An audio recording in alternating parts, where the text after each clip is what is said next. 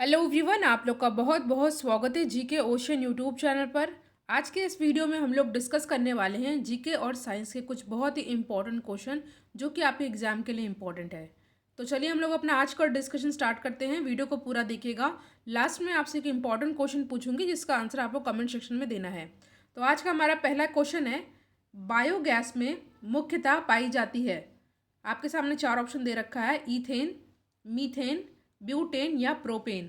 तो इस question correct answer होगा ऑप्शन नंबर बी, मीथेन। ठीक है, बहुत ही इंपॉर्टेंट क्वेश्चन है, एग्जाम में कई बार पूछा भी गया है। ठीक है, तो बायोगैस में मुख्यतः मीथेन गैस पाई जाती है।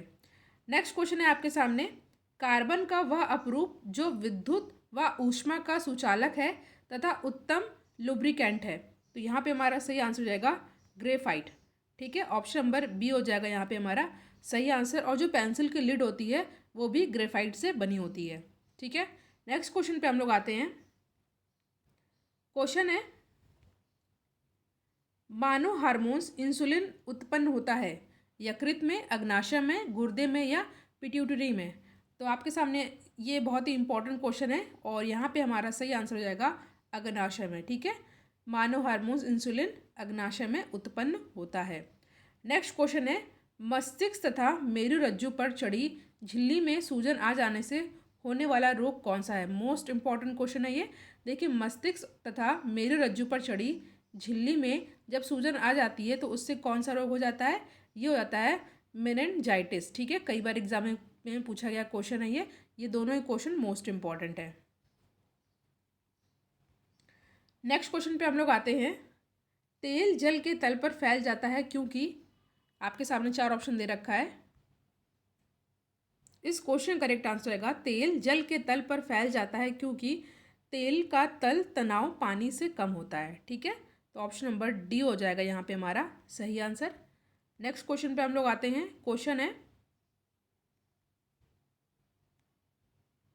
लोहे की कील पारे पर क्यों तैरती है जबकि वह पानी में डूब जाती है। साइंस के सेक्शन में पूछे जाने वाला ये मोस्ट इंपॉर्टेंट क्वेश्चन है और ये एग्जाम में पूछा जाता है। ठीक है, तो लोहे की कील पारे पर क्यों तैरती है जबकि वह पानी में डूब जाती है। तो यहाँ पे हमारा सही आंसर होगा ऑप्शन नंबर सी, लोहे का घनत्व पानी से अधिक तथा पारे से कम होता है। ठीक है, इसलिए जो है लोहे की कील जो है पारे पर तैरती है और पानी में डूब जाती है। नेक्स्ट क्वेश्चन है, ये भी इंपॉर्टेंट है। क्वेश्चन है आपके सामने, जब दो समानांतर दर्पणों के बीच कोई वस्तु रख दी जाती है तो बनने वाले प्रतिबिंबों की संख्या कितनी होती है। ठीक है, मोस्ट इंपॉर्टेंट क्वेश्चन है, तो ये हो जाएगा अनंत। ठीक है, ऑप्शन नंबर डी हमारा सही आंसर।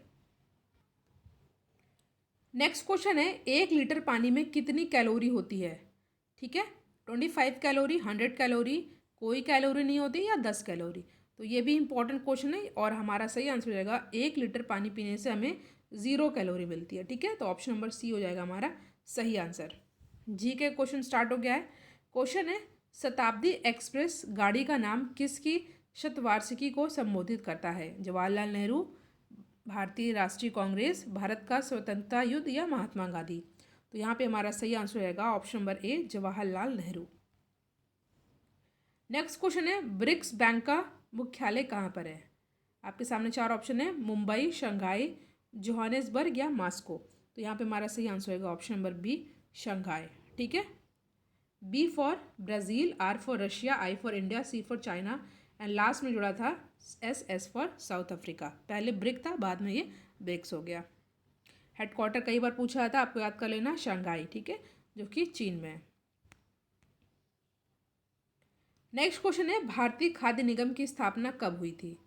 तो भारतीय खाद्य निगम की स्थापना हुई थी 14 जनवरी 1965 में। साल आपको अच्छे से याद कर लेना, कई बार पूछा गया प्रश्न ये। नेक्स्ट क्वेश्चन है आपको, यहाँ पे आपको कुछ दिन दे रखे हैं, आपको बताना है ये दिन कब मनाया जाता है। ठीक है, निम्नलिखित को सुमिलित कीजिए। ठीक है, इसका आंसर मैं आपको डायरेक्ट बता देती हूँ। पहला दे रखा है विश्व डाक दिवस। तो देखिए, जो विश्व डाक दिवस है ये कब मनाया जाता है, ये मनाया जाता है 9 अक्टूबर को। ठीक है, 9 अक्टूबर को मनाया जाता है। राष्ट्रीय मतदाता दिवस, तो राष्ट्रीय मतदाता दिवस मनाया जाता है 25 जनवरी को। ठीक है, ये कई बार पूछा जाता है। ठीक है, 25 जनवरी को मनाया जाता है। मानवाधिकार दिवस कब मनाया जाता है, तो ये मनाया जाता है 10 दिसंबर को। ठीक है, 10 दिसंबर को। और राष्ट्रीय युवा दिवस ये 12 जनवरी को मनाया जाता है। चाहे तो आप इसका स्क्रीनशॉट ले लें, इंपॉर्टेंट है ये। ठीक है, याद रख लीजिएगा। विश्व डाक दिवस 9 अक्टूबर, राष्ट्रीय मतदाता दिवस 25 जनवरी, मानवाधिकार दिवस 10 दिसंबर और राष्ट्रीय युवा दिवस 12 जनवरी। ठीक है। नेक्स्ट क्वेश्चन है आपके सामने, भूरी क्रांति किसको बल देने पर केंद्रित है? चाय और कॉफ़ी के उत्पादन में, कच्चे चमड़े के उत्पादन में, उर्वरकों के उत्पादन में, वृद्धि या इनमें से कोई नहीं। तो जो भूरी क्रांति है, ठीक है, ये किसको बल देने के लिए है? तो ये है उर्वरकों के उत्पादन यानी फर्टिलाइजर के लिए। ठीक है, ब्राउन रेवोल्यूशन उर्वरकों के लिए है। ठीक है, फर्टिलाइजर के लिए। वृहद सांची स्तूप किस काल से संबंधित है? कुषाण, गुप्त, हर्षवर्धन या मौर्य काल? तो यहाँ पे हमारा सही आंसर रहेगा मौर्य काल। ठीक है, वृहद सांची स्तूप जो है मौर्य काल से संबंधित है। कई बार पूछा गया प्रश्न ये।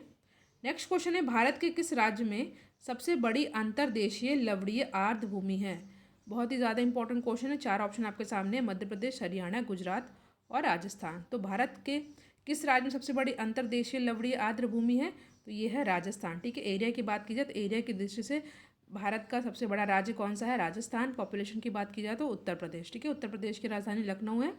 और मध्य प्रदेश भारत का दिल जिसे कहा जाता है, भारत का सेंट्रल स्टेट होता है मध्य प्रदेश। ठीक है, हरियाणा और पंजाब की राजधानी क्या है? चंडीगढ़। इतना आपको अच्छे से याद कर लेना है। कमेंट सेक्शन में आपको बताना जयपुर की राजधानी।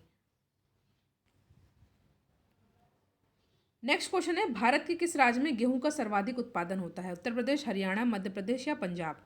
तो ये है उत्तर प्रदेश। ठीक है, ये वाले क्वेश्चन ईजी है थोड़ा, बट आपको याद होना चाहिए, रिवाइज हो जाएगा आपका। तो भारत के किस राज्य में गेहूं का सर्वाधिक उत्पादन होता है? उत्तर प्रदेश में। ठीक है, सोयाबीन का सबसे ज़्यादा उत्पादन कहाँ पर होता है? मध्य प्रदेश में। ठीक है, चीनी का उत्पादन सबसे ज़्यादा तो उत्तर प्रदेश में होता है, मगर सबसे ज़्यादा चीनी मिल जो हरियाणा वो महाराष्ट्र में। याद रखिएगा कि गन्ने का सबसे ज़्यादा उत्पादन तो उत्तर प्रदेश में होता है, मगर चीनी मिल की बात की जाए तो ये कहाँ पर है? ये है महाराष्ट्र में। कन्फ्यूज़न मत रखिएगा। नेक्स्ट क्वेश्चन है, सूर्य का दीप्तिमान आमुख जिसे हम देखते हैं वो क्या कहलाता है? वर्णमंडल, वातावरण, प्रकाश मंडल या स्थल मंडल? मोस्ट इंपॉर्टेंट क्वेश्चन है ये, तो यहाँ पे हमारा सही आंसर रहेगा प्रकाश मंडल। ठीक है, प्रकाश मंडल। सूर्य का दीप्तिमान आमुख जिसे हम देखते हैं वो होता है प्रकाश मंडल। अगला क्वेश्चन है, नर्मदा के अतिरिक्त कौन सी दूसरी नदी अमरकंटक से निकलती है? एक तो नर्मदा तो निकलती है अमरकंटक से, दूसरी कौन सी नदी? आपके सामने 4 ऑप्शन है, बेतवा, ताप्ती, महानदी या सोन। तो यहाँ पे हमारा सही आंसर होगा सोन। ठीक है, याद रखिएगा सोन और नर्मदा जो है ये अमरकंटक से निकलती है। पूछा गया प्रश्न कई बार, पूर्ति अपनी मांग कर सृजन स्वयं करती है, यह किसका कथन है? तो ये कथन है JB से का। ठीक है, ऑप्शन नंबर डी है हमारा यहाँ पे सही आंसर। अगला क्वेश्चन है, थॉमस रो मुगल सम्राट जहांगीर से किस किले में मिला था? थॉमस रो मुगल सम्राट जहांगीर से किस किले में मिला था? आगरा, इलाहाबाद, झांसी या अजमेर? तो ये मिले थे अजमेर के किले में। ठीक है, ऑप्शन नंबर डी है हमारा सही आंसर। याद कर लीजिएगा, थॉमस रो जो है मुगल सम्राट जहांगीर से मिले थे, किस किले में मिले थे? अजमेर के किले में। ठीक है, क्वेश्चन है, किस देश में यूरेनियम का सर्वाधिक भंडार है? भंडार की बात हो रही है यहाँ पे, याद रखिएगा। ठीक है, उत्पादन की बात नहीं हो रही, भंडार की बात हो रही है। 4 ऑप्शन आपके सामने, कनाडा, रूस, अमेरिका या ऑस्ट्रेलिया। तो यहाँ पे हमारा जो सही आंसर हो जाएगा वो हो जाएगा ऑप्शन नंबर डी, ऑस्ट्रेलिया। ठीक है, ऑस्ट्रेलिया की राजधानी कैनबरा। याद रखिएगा, पर्थ जो है ऑस्ट्रेलिया का वेस्ट साइड में है। ठीक है, पर्थ पूछा जाता है एग्जाम में। ठीक है, निम्नलिखित में से कौन सी नदी यमुना से नहीं मिलती है? केन, सोन, बेतवा या चंबल? ठीक है, आपको बताना यमुना से नहीं मिलती है, तो कौन सी नदी है? सोन। ठीक है, जो सोन नदी है यमुना से नहीं मिलती है, बाकी केन, बेतवा, चंबल ये यमुना से मिल जाती है। तो ऑप्शन नंबर बी हो जाएगा यहाँ पे हमारा करेक्ट आंसर। नेक्स्ट क्वेश्चन है, गंडक सिंचाई परियोजना किन प्रदेशों का एक संयुक्त प्रयास है? तो ये उत्तर प्रदेश और बिहार का। ये बहुत ही इंपॉर्टेंट और इजी और बेसिक क्वेश्चन है, बट एग्जाम में कई बार पूछा गया, तो याद रख लेना है आपको। ठीक है, उत्तर प्रदेश और बिहार की है गंडक सिंचाई परियोजना। क्वेश्चन है, माचिस बनाने में निम्न मुख्य वस्तुओं एलिमेंट्स में से किसका प्रयोग किया जाता है? ग्रेफाइट, फॉस्फोरस, सिलिकॉन या सोडियम? तो ये होता है फॉस्फोरस। ठीक है, ऑप्शन नंबर बी है यहाँ पे हमारा करेक्ट आंसर। नेक्स्ट क्वेश्चन है, मनुष्य जीवन का सर्वोत्तम ध्येय है कैवल्य, जिसका अर्थ क्या होता है? यानी अब कैवल्य का अर्थ बताना है। मोस्ट इंपॉर्टेंट क्वेश्चन है, तो कैवल्य का मीनिंग होती है इच्छाओं पर विजय प्राप्त कर लेना, ठीक है, इच्छाओं पर विजय प्राप्त कर लेना is called Kaivalya. Next question है, इनमें से किसने अकबर की धार्मिक नीति की आलोचना की थी? फैजी, अबुल फजल, बदायूनी या इनमें से कोई नहीं? तो कौन थे जिन्होंने अकबर की धार्मिक नीति की आलोचना की थी?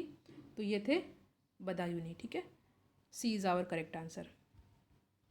लास्ट क्वेश्चन है आज का, प्रसिद्ध विरूपाक्ष मंदिर कहाँ अवस्थित है? हम्पी, भद्राचलम, श्रीकालाहस्ती या तिरुपति? तो यहाँ पे हमारा सही आंसर हो जाएगा ऑप्शन नंबर ए, हम्पी, ठीक है। प्रसिद्ध विरूपाक्ष मंदिर कहाँ पर है? हम्पी में है, ठीक है। मैंने आपसे कहा था एक क्वेश्चन जिसका आंसर आपको कमेंट सेक्शन में देना है। क्वेश्चन है आपके सामने, सिंचाई के लिए 16 मील लंबी चोल झील का निर्माण इनमें से किस चोल शासक ने करवाया था? अधिराज, राजेंद्र प्रथम, राज प्रथम या इनमें से कोई नहीं? इसका आंसर आपको कमेंट सेक्शन में देना है। Thank you so much for watching. Thank you.